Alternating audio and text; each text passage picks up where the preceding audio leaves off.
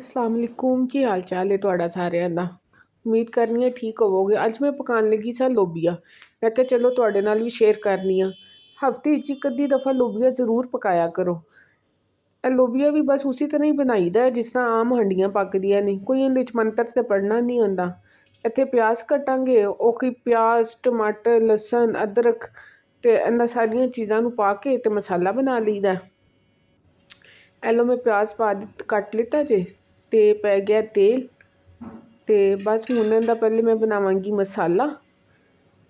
टमाटर पावांगी, लसन ते अदरक पावांगी ते इधरों दूसरी तरफ लोबिया नूं मैं रात दा भिगोया होया सी। उहदे च सारा एक्सट्रा जिहड़ा पानी है वो कढ लवांगी ते लोबिया नूं साइड ते रख देवांगी।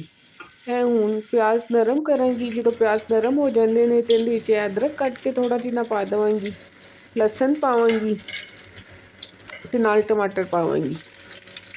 चलो जी लसन भी चला गया जी ते बस हुण थोड़ा जितना हांडी नूं हिलावांगी ताकि सारे मसाले रच वस जान। ते हुण पावांगी टमाटर। एलो टमाटर भी पै गए जी। तो हुण तुसीं नमक मिर्च ते हल्दी पा देनी है। सिंपल है जिस तरह सारियां हंडियां पकदियां ने ते बस उसी तरह इहदा भी फटाफट पका पकू के मुक्कू ठप दिओ। एलो जी चली गई जी हल्दी। हुण मैं सारे मसालिਆਂ ਨੂੰ करांगी मिक्स। मसाले ਨੂੰ अच्छी तरह भुनांगी।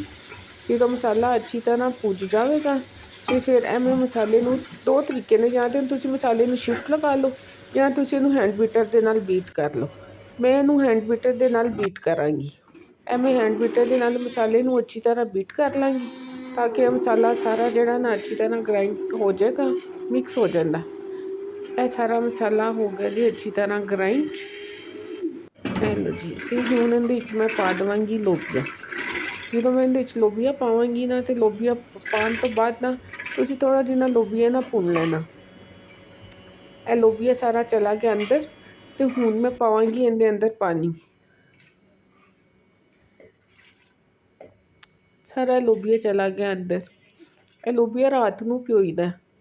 रात को भिगोगे ना तो ज़रा अच्छी तरह फिर गल जाता। ज़्यादा लंबी शिफ्ट नहीं लानी पैंदी। तो बस मैं लोबिया पा दिता जी तो सब्ज़ मिर्चां भी कट के पा देवांगी। 3-4 सब्ज़ मिर्चां कट के पा दो तो इन थोड़ा जिन्ना भुन लेना।